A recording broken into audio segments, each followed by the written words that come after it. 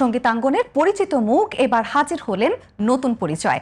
2026 সালের অমর 21 বইমেলায় কবি হিসেবে আত্মপ্রকাশ করেছেন ইভা আরমান। এই নিয়ে বিস্তারিত থাকছে এবারের আয়োজনে।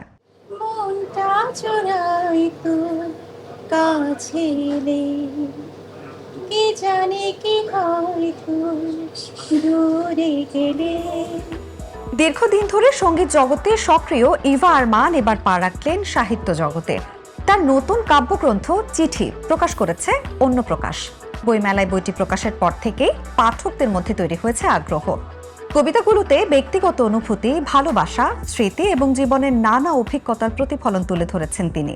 তো পাঠকরা যাতে খুব সহজে আমার মনের ভাবনাগুলো পড়তে পারে, সেই জন্য বইটার নাম চিঠি রাখা। আর প্রত্যেকটা পাঠকের জন্য আমার এক একটা কবিতা এক একটা চিঠি।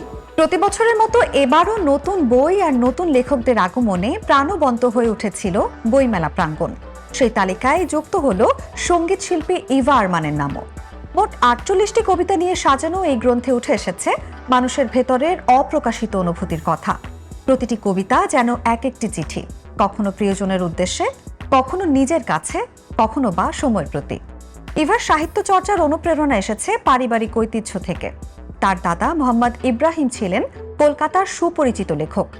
তার শিশুতোষ গ্রন্থ ছড়াইতি ও জলসা ছোটবেলা থেকেই ইভার মনে লেখালেখির প্রতি আগ্রহ তৈরি করে। গানটা লিখেছে হচ্ছে এমএনপি রনি এবং গানটা সুর করেছে শাফায়াত হোসেন। তো ওই গানটা আপনারা ইনশাল্লাহ দেখতে পাবেন। 2004 সালে প্রকাশিত হয় তার প্রথম একক অ্যালবাম। এরপর ধারাবাহিকভাবে প্রকাশ করেছেন 24টি একক অ্যালবাম এবং দেশ বিদেশে অর্জন করেছেন নানা সম্মাননা, যার মধ্যে কলকাতার কলাকার অ্যাওয়ার্ড উল্লেখযোগ্য। সঙ্গীতের মঞ্চ থেকে কবিতার পাতায় নতুন এক যাত্রা শুরু করলেন ইভা আরমান। চিঠি কাব্যগ্রন্থ পাঠকের মনে কতটা জায়গা করে নেয় সেটি এখন দেখার বিষয়।